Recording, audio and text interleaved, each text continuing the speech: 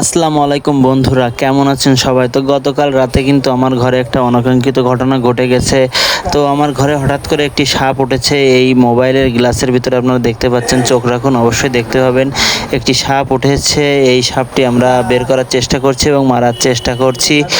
তো হঠাৎ করে এই সাপটি কোথা থেকে এসলো সেটা আসলে আমরা দেখতে পাইনি, তবে সাপটি কিন্তু খুবই বিষধর সাপ ছিল। যারা এখানে ছিল তারা সবাই বলছিল যে এটা কিন্তু খুব বিষধর সাপ। আল্লাহ না করুক আমাদের কোনো বিপদ হয়নি, আমরা সাপটি অবশ্যই মারতে সক্ষম হয়েছি। তো আপনারা দেখতে থাকুন, সাপটি কিন্তু এখনই বের হবে, এখনই বের হয়ে যাবে। সাপটি কিন্তু আমরা অনেকক্ষণ ধরে চেষ্টা করে মারতে সক্ষম হয়েছি। তো দেখতেই পাচ্ছেন সাপটি কিন্তু খুবই বিষধর সাপ এবং খুবই চঞ্চল। সাপটি কিন্তু আকারে ছোট, কিন্তু এর বিষটি কিন্তু খুবই, এই যে নিচের দিকে পড়ে গেল, গিয়ে আস্তে আস্তে টেবিলের ভিতর ঢুকে গেল। আমি পরবর্তীতে দেখানোর চেষ্টা করছি আপনাদের ভালোভাবে, আপনারা দেখতেই পাবেন যে আসলে কিভাবে সাপটি ভিতরে ঢুকলো। তো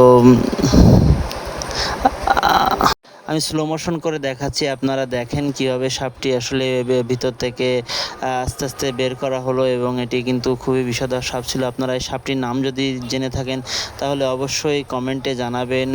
আসলে সবাই এখন সাবধান থাকবেন, আপনাদের বাসা বাড়ি আসলে পরিষ্কার পরিচ্ছন্ন করে রাখবেন এবং দেখবেন, এমন মাঝে মাঝে পরীক্ষা করে দেখবেন যে কোথাও কোনো এরকম সাপ পোকামাকড় আছে কিনা। এটা কিন্তু খুবই বিপজ্জনক।